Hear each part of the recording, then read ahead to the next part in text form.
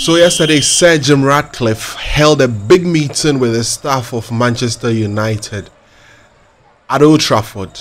What are the details? We've got some details emerging from that meeting to share with you here on United Today. Also, I have a question. Is Sir Jim Ratcliffe the de facto owner of Manchester United?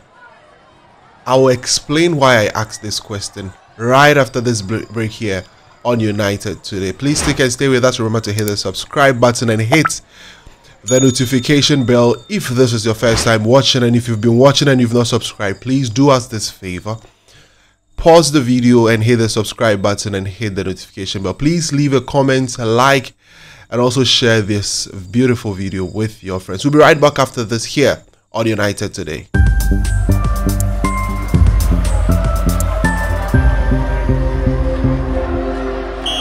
Thank you very much for joining us on United Today. It's always a pleasure to come your way where we give you a quick breakdown of all the news that's making around here on United Today. If you've not watched the United and Everything Football podcast, the last edition, please just go through our channel, go through the playlist. You'd see United and Everything Football podcast, the last episode, episode 44. Please do well to join and watch everything there. You would really enjoy yourself watching while we give you insightful discussions on issues regarding Manchester United. So, Sir Jim Ratcliffe held a meeting with the staff at Old Trafford yesterday, and some very interesting details have emerged. But before that, the night before yesterday, we had a very important press release that was issued by the club to the fans, to the media, and all the stakeholders in relation to the club. And this has to do with some changes that has been made at the executive management or leadership level at the club. Now, this is what the statement said. It said that Manchester United has made 2 further changes to its executive leadership. By mutual consent, Patrick Stewart, Interim Chief Executive Officer, and Cliff Batty, Chief Financial Officer, have decided to leave the club at the end of the season. Patrick will be replaced as CEO by Jean-Claude Blanc until the arrival of Omar Berrada on 13th of July. Cliff Batty will be replaced as CFO by Roger Bell. So this is the news that came out from the club in relation to the changes that has been made at the executive leadership level. You would ask yourself, why is this happening? Or why did I ask that Sir Jim Ratcliffe has become the de facto owner of the club? Now, when the deal for Sir Jim Ratcliffe to become a minority owner of the club was made, it was stated that Sir Jim Ratcliffe is going to have access or full control of the football leadership at the club. That was what was stated. If you read all the documents and everything that was shared, it was expressly stated that Sir Jim Ratcliffe will be having full access or full control of the football division of the club, be it the first team, the youth team, and the women's team. But it looks as if Sir Jim Ratcliffe's scope has extended to other parts, which everyone felt was going to be controlled by the Glazer family. Now, if you read all the news, the press release that comes out, there's Sir Jim Ratcliffe and there's Joel Glazer, who is also the co-owner and the co-chairman of the club. Now, it's quite interesting. So, what is really happening? Now, Roger Bell is the former CFO for Ineos Sport. Jean-Claude Blanc is the Chief Executive Officer of Ineos Sport and is also serving on the board of Manchester United Football Club.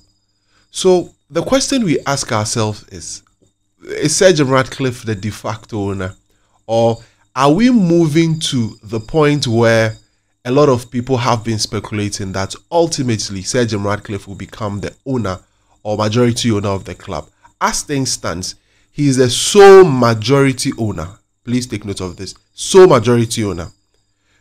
But the Glazer family together have majority ownership. Remember, if we should put each one of them aside, Sir Jim Ratcliffe has the greatest number of shares. Now, if we should put the Glazer family together, because if they should come together and make votes, they are going to triumph Sir Jim Ratcliffe on that. But as things stands, it looks as if Sir Jim Ratcliffe's control has gone beyond what we expect or what we know, which has to do with just having full access to the football division. So we would see how things go as time progresses, to see if what people have been speculating is actually going to happen, that Sir Jim Ratcliffe would have majority ownership of the club at some point in time. But let me quickly delve straight into what happened. Now we have clarity on when Omar Barada is going to start work at Manchester United, 13th July. Now with Patrick Stewart and Cliff Batty departing, interim appointment has been made. Jean-Claude Blanc is going to act as the interim chief executive officer, and Roger Bell will be acting as the chief financial officer. So Ineos people are now running the commercial aspect of the club as well. That's the news currently. Now, in view of all of these things happening, Sir Jim Ratcliffe held a meeting yesterday alongside Jean-Claude Blanc, who is now the acting chief executive officer of the club, with the staff at Manchester United. Now, the changes that is happening is not just happening at the football division, it's happening within the entire club. And when Sir Jim Ratcliffe held the meeting, he made mention of certain things. Now, Adam Crafton of The Athletic has provided some snippet or some detail of what exactly happened at the meeting yesterday. And at the meeting, Crafton reports that Sir Jim Ratcliffe told staff that he wants to end the club's work from home culture and staff must return to offices full time. According to Crafton, he says that this is what Ineos refers to as the shock therapy, and it is aimed at rebooting the culture at Old Trafford and the London offices of Manchester United. So during the COVID era, or during the COVID-19 pandemic, a lot of organizations restructured its policy in terms of people working in offices and some people working from home. Now, Sir Jim Ratcliffe, for reasons best known to the organization and in the best interest of the organization, he has informed or has instructed that this work from home policy is going to be scrapped and everybody is coming back to work on site at the club. This is quite an interesting move. It looks, from the meeting, it looks as if a lot of things did happen. A lot of talk was given. Now, one other thing that Sir Jim Ratcliffe also mentioned is that he reiterated to the staff in the meeting that he is confident that Man United will soon be the leading club in the world again. That's what Sir Jim Ratcliffe told them. And that he spoke about being determined to make things happen as quickly as possible. So it probably explains why a lot of things are happening now and a lot of changes are sweeping. The old guys from the old regime, from the team that managed the club from the Glazers' perspective, have all been, asked to step aside. The chief executive officer, Richard Arnold, was first to leave. Cliff Batty, the chief financial officer, is leaving. Patrick Stewart, who acted as CEO when Arnold left, is also leaving. John Mertog, who is football director, is also leaving. Now the head of women's football also left, and an interim appointment has been made. So a lot of changes is happening at the top level within the club. A lot of people feel very uncomfortable, and that's something that happens with change. When change happens, people grow and become very uncomfortable. And so these are some of the things that's happening within the club. And Sir Jim Ratcliffe reiterated to them that he wants to return the club as a leading football club in the world, and he wants these changes to happen as soon as possible. He further told them that he's confident that Dan Ashworth will soon be the Manchester United football director, and everything is being done to ensure that Ashworth quickly assumes that role as sporting director of the club as quickly as possible. As you know, I've reported in my last United Today that Ashworth has decided to go to arbitration to get the issues with regards to himself and Newcastle United resolved as quickly as possible, so he can also assume the role and then carry out the role as the sporting director of Manchester United. Ashworth is needed as quickly as possible within the club. Sir Jim Ratcliffe has been described by a lot of people, is seen as a man in a hurry who wants to get things done as quickly as possible. So he further mentioned in the meeting that all things are being done as quickly as possible to ensure that things improve within the club. Now, there was one important thing that was said, and that has to do with Coach Erik ten Hag. A lot of speculations have been going, and according to Adam Crafton, he says that for now, and emphasis is on for now, United are continuing to insist that they are planning with Erik ten Hag in mind for next season, although Ineos will not hesitate. If it sees sufficient evidence that change is needed, they won't hesitate. They are planning, and that's the internal briefing that has been given to journalists with regards to Erik ten Hag. Now, why is Sir Jim Ratcliffe or people within Ineos Sports saying this? Now, they believe that Man United's executive team above Erik ten Hag did not provide him with the greatest of chance to succeed. And as well, there is a lack of clear alternatives on the market to be able to replace Erik ten Hag. This is what The Athletic is saying, according to Adam Crafton, that Erik ten Hag has not received the support from the top leadership as you'd expect.